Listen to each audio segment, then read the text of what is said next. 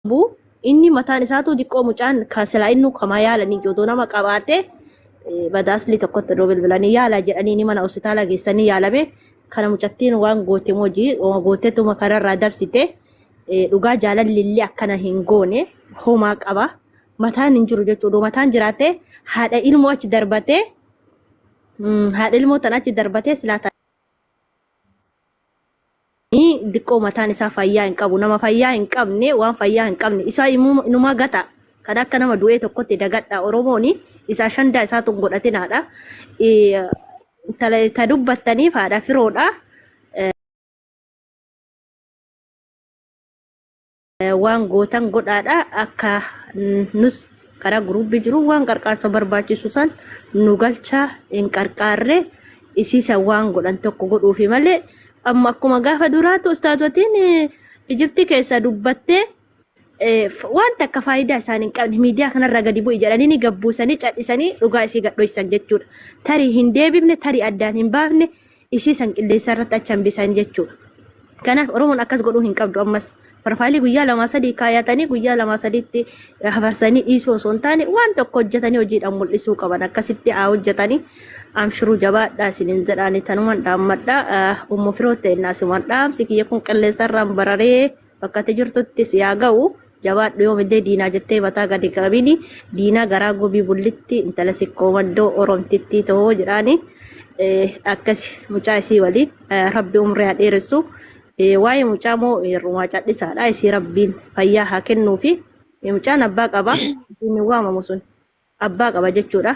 Isii takkittiidhaaf maladhaaf malee kuni mucaan immoo nama du'e moo du'ee jira reediin du'ee jira beektanii hin jiru iyyuu mataan isaatu osoo jiraate fayyaman qabu fayyaa namni qabu ilma sangatee akkanan godhatu jechuudha namitti irraa wanni takka hin bareen kanaaf kuni namni fayyaa hin qabu rabbi isaayyuu haa qajeelchu rabbiin karaatti haa deebisu jedha du'aa hima godhaaf malee inumaan abaarii naamee dhiisayyu akkas isa gataadha isinin jedha.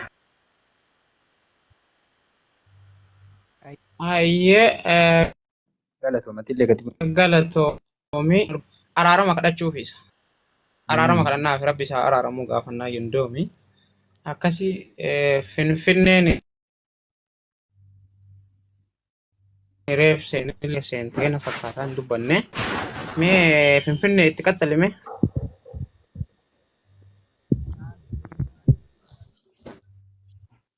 Micho ega ganama mana bantan bakka ganama Dubbadhu. banaan dadhabera jira. Waan dubbatu dubbadhu kalaasi foozii rakkoon qabu. Kun bira kaatee deeme na fakkaate.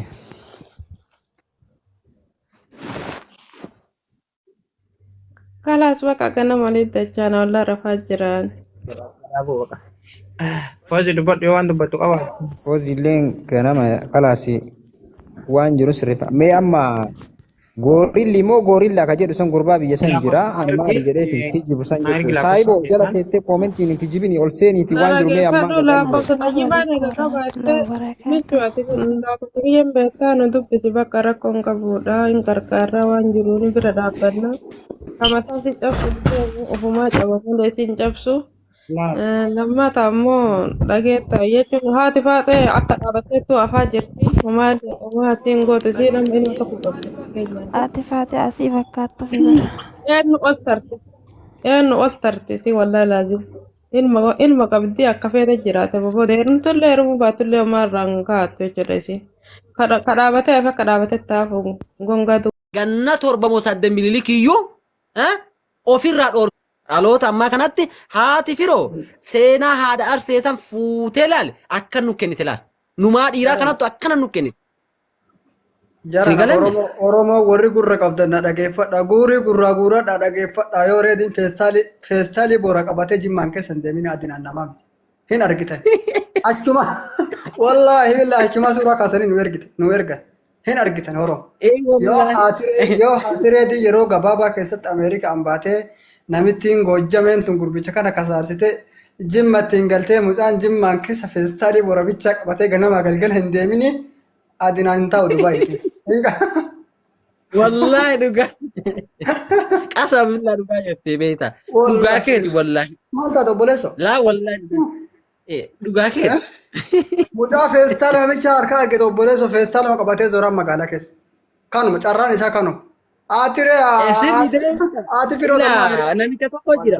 Inni namicha tokkotu gara keenya galee beekta jimmaa galee barjee dalagaa beekta barjee dalagaa. Barjee sun harkaa badde. Gaafa barjeen harkaa badde maal ta'e? Siyaa walii yaaduu, khayrii walii yaaduudha, khayriirra wal jajjabeessuudha, wal bira dhaabachuudha, wal guddisuudha. Mucayyoo tana ammoo gizee hedduu osoo dandahame jedhee hojii uumuufitu irra bareedaadha. Osoo biyya keessa fa'a taate haala nigdii uumuu fi waa wahii irratti kakaasu nama tokko har'allee deebitee niiraa kennuu fi borullee deebitee kennuuf irra jabeessaa maal beektaa? Hojii osoo biyya keessa fa'a taate amma biyyi isiin jirtu biyya baqaa jiraa jirtanii biyyi isiin beeku kan Keeniyaa taate ammoo gara Masrii kana taate hin beeku. Osoo biyya keessa taate hojii jalqabsanii bareedaadha.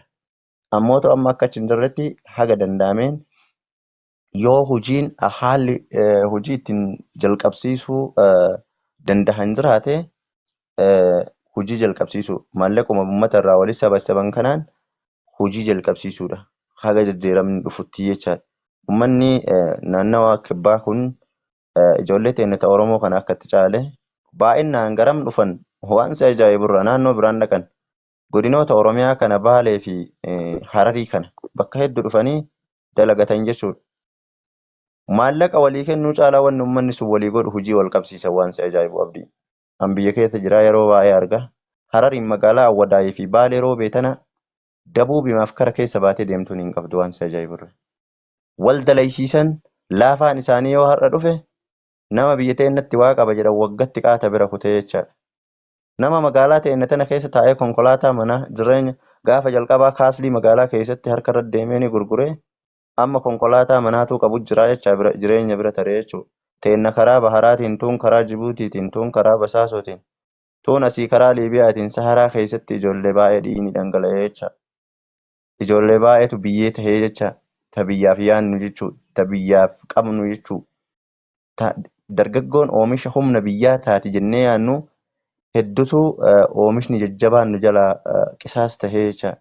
Kanaafuu hanga dandahametti nama dalaysiisuu mucayyoota osoo dandahamee nigdii mana nigdii itti nagadattu bananii fi akka nigdii ofii geggeeffataa jireenya ofii fataa itti jiraattu godhuun illee bareedaadha. Yaadaan kee ani yaada akkanaa kanallee sammuu keessa ni jirti.